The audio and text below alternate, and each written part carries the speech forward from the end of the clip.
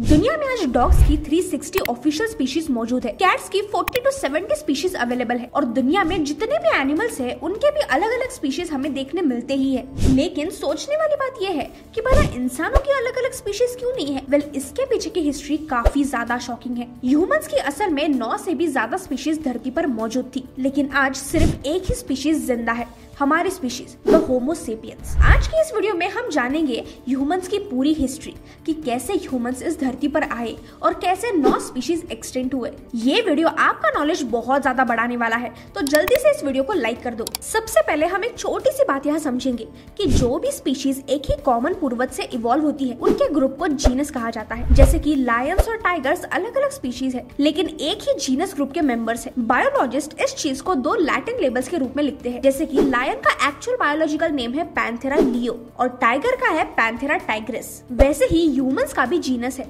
जिसका नाम है होमो, क्योंकि हम ह्यूमंस एक ही एंसेस्टर से इवॉल्व हुए हैं। ये पॉइंट वीडियो में आपके बहुत ज्यादा काम आने वाला है। चलो तो सबसे पहले हम देखेंगे origin of human history. Human evolution की शुरुआत 25 लाख साल पहले ईस्ट अफ्रीका में एप्स के एक जीनस से हुई थी, जिसे कहा जाता था ऑस्ट्रालोपिथेकस। इसका मतलब होता है सदर्न एप्स। 5 लाख साल के बाद यही सदर्न एप्स अफ्रीका के इस हिस्से से निकलकर नॉर्थ अफ्रीका, यूरोप और एशिया की तरफ चल पड़े थे। जो एप्स नदर्न यूरोप गए वहाँ काफी ज्यादा ठंड थी और जो एप्स इंडोनेशिया की तरफ चले गए वहाँ काफी ज्यादा गर्मी थी। अलग अलग क्लाइमेट कंडीशंस की वजह से इन्हीं एप्स की इवोल्यूशन अलग अलग तरीके से हुई और जो एप्स धरती के जिस भी एरिया में चले गए उसके जोग्राफिकल सिचुएशन और रिसोर्सेज के अकॉर्डिंग उनके शरीर में बदलाव होने लगे और यहाँ से शुरू हुई ह्यूमन इवोल्यूशन की असली शुरुआत। अब हम देखेंगे इवोल्यूशन से बने ह्यूमन स्पीशीज और उनके स्पेशलिटीज। जो भी ह्यूमंस अफ्रीका से निकलकर यूरोप और वेस्टर्न एशिया में स्थित हुए थे उन्हें कहा जाने लगा होमो निएंडरथैलेंसिस। ये निएंडरथाल्स बल्कि थे, काफी ज्यादा मस्कुलर थे और वो ऐसे इवॉल्व हुए थे कि आइस एज की ठंड तक को भी वो सह सकते थे। हमें जो भी केव पेंटिंग्स मिली है उनमें से ज्यादातर पेंटिंग्स निएंडरथाल्स ने ही की है और ये लोग टूल्स बनाने में काफी ज्यादा एक्सपर्ट थे। इसके बाद आते हैं होमो इरेक्टस, जो कि एशिया के ईस्टर्न रीजन में बसे हुए थे।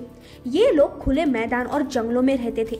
हमने जो स्कूल में पढ़ा है ना कि ह्यूमंस ने आग की खोज की थी, तो असल में वो ह्यूमंस होमो इरेक्टस ही थे जिन्होंने सबसे पहले आग की खोज की थी। ये स्पीशीज अब तक की पाई जाने वाली सबसे ड्यूरेबल स्पीशीज है और ये स्पीशीज लगभग 20 लाख साल तक जिंदा थी।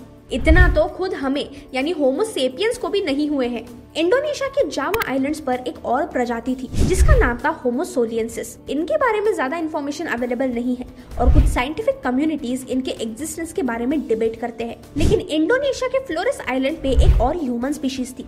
ये स्पीशीज हाइट में काफी ज्यादा छोटे थे। ये स्पीशीज जब आइलैंड पे गई थी तब ये नॉर्मल साइज के ही थे, लेकिन सी लेवल बढ़ने की वजह से ये आइलैंड पर ही फंस गए और वहाँ रिसोर्सेज कम होने के चलते जो लोग साइज में बड़े थे उनकी भूख और प्यास से मौत हो गई और जो बचे हुए लोग थे उनकी सालों साल इवोल्यूशन होते गई और वो बौने इंसान बन गए। ये बस 1 मीटर ही हाइट के थे और इनका वजन 20 से 25 किलो का था। ये फ्लोरेस आइलैंड पर पाए गए थे, इसीलिए इनका नाम पड़ा होमो फ्लोरेसेंसिस। ईस्ट अफ्रीका से ही सारे ह्यूमंस के ओरिजिन है, लेकिन जब भी सदर्न एप्स वहाँ से निकले थे तब बहुत से लोग फिर भी ईस्ट अफ्रीका में ही रुके थे और इनका इवोल्यूशन हजारों साल तक होता रहा और वहाँ पे होमो रुडोल्फेंसिस, होमो अर्गस्टर और हमारी खुद की स्पीशीज होमो सेपियंस का इवोल्यूशन हुआ और ऐसे कुल मिलाकर 9 ह्यूमन स्पीशीज अब तक पाए गए हैं। लेकिन आज सिर्फ होमो सेपियंस मौजूद है और बाकी सारे ह्यूमन स्पीशीज आज एक्सटेंट हो गए हैं। लेकिन आखिर ऐसा क्यों हुआ? किसी भी स्पीशीज के एक्सटेंट होने के पीछे कई सारे फैक्टर्स होते हैं।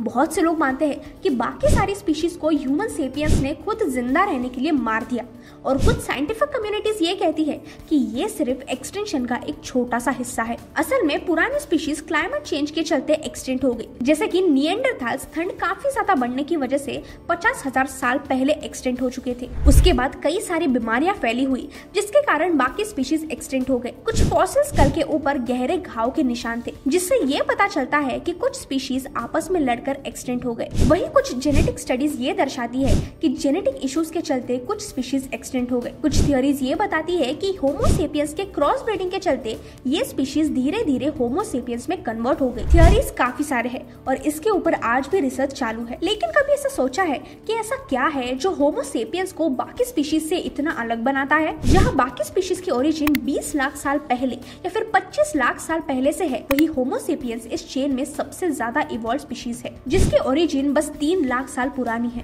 अगर हम बात करें ह्यूमन इवोल्यूशन की तो ये काफी लंबा समय है, क्योंकि देखा जाए तो बाकी स्पीशीज जैसे कि होमो इरेक्टस 20 लाख साल तक जिंदा थे, लेकिन सेपियंस से 7 गुना ज्यादा समय तक मौजूद होने के बावजूद भी उनका इतना एडवांसमेंट नहीं था। तो ऐसा क्या है कि सेपियंस 3 लाख साल में ही इतने एडवांस हो गए कि स्पेस तक पहुंच गए। And that factor is brain development. Sapiens ने धरती पे भले ही कम समय बिताया हो, लेकिन शुरुआत से सेपियंस ज्यादा स्मार्ट थे। सेपियंस काफी ज्यादा एडेप्टिव नेचर के थे, उन्हें पता था जिंदा कैसे रहना है, इसलिए वो अलग अलग कंडीशंस में भी अडेप्ट होके खुद को सर्वाइव करते रहे। सेपियंस ने बाकी ह्यूमन स्पीशीज के साथ ब्रीडिंग करके भी सर्वाइव किया, ऐसा कई स्टडीज बताती है, जैसे कि निएंडरथैल्स और डेनिसोवन्स। इवन निएंडरथैल्स होमो सेपियंस से काफी मिलते जुलते भी थे। होमो सेपियंस काफी ज्यादा स्किल्ड हंटर्स थे, उन्होंने शिकार का स्मार्ट तरीका खोजा जो था तीर और कमान। सेपियंस काफी ज्यादा डोमिनेंट स्पीशीज बने उनके क्रिएटिव और इनोवेटिव एबिलिटी की वजह से। सेपियंस ने लैंग्वेज, म्यूजिक, आर्ट को डेवलप किया। अपने इंटेलिजेंस और एडेप्टिव नेचर के चलते सेपियंस अफ्रीका से निकलकर पूरी दुनिया में फैल गए और आज सेपियंस अकेले ह्यूमन स्पीशीज है जो कि जिंदा है। लेकिन जैसे बाकी स्पीशीज का फ्यूचर एक्सटेंड हो गया, वैसे होमो सेपियंस का क्या फ्यूचर होगा? आज होमो सेपियंस यानी कि हम धरती की सबसे इंटेलिजेंट और एडवांस स्पीशीज में से एक है। हम पहली ह्यूमन स्पीशीज बने